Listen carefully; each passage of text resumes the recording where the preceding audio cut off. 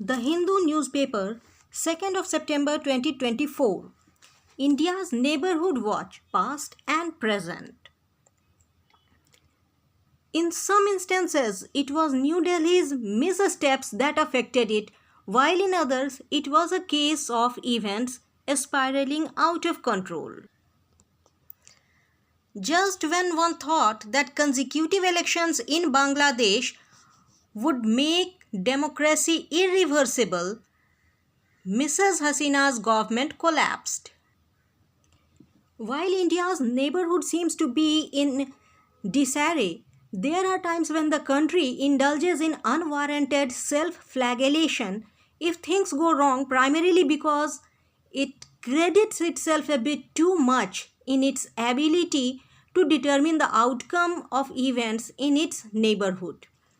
यहाँ डिसैरे शब्द का मतलब होता है स्टेट ऑफ कन्फ्यूज़न. इंडल्ज यानी किसी चीज़ में लिप्त होना जिसे हम इंजॉय कर रहे होते हैं. अनवारंटेड यानी लैक ऑफ ऑफिशियल सपोर्ट. और सेल्फ फ्लैगेलेशन यानी स्वयं ध्वजारोहण. यह आर्टिकल एक सेल्फ क्रिटिसिज्म के तौर पर देखा जा सकता है.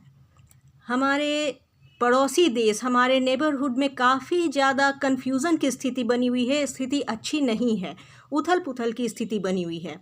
और हमारा देश जो है वो स्वयं को उचित ठहराने में लगा हुआ है.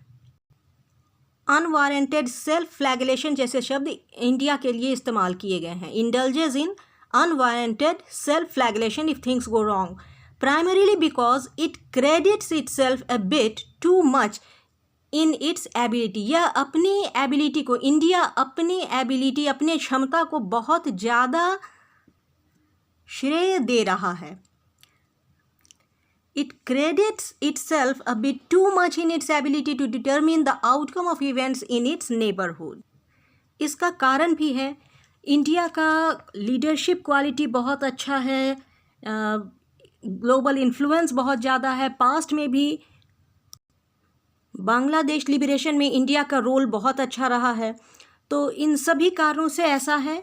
लेकिन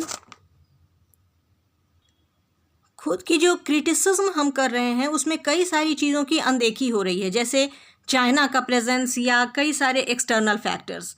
इसलिए हमें एक बैलेंस्ड नज़रिया अपनाना चाहिए, ना कि केवल सेल्फ क्रिटिसिज्म करना चाहिए.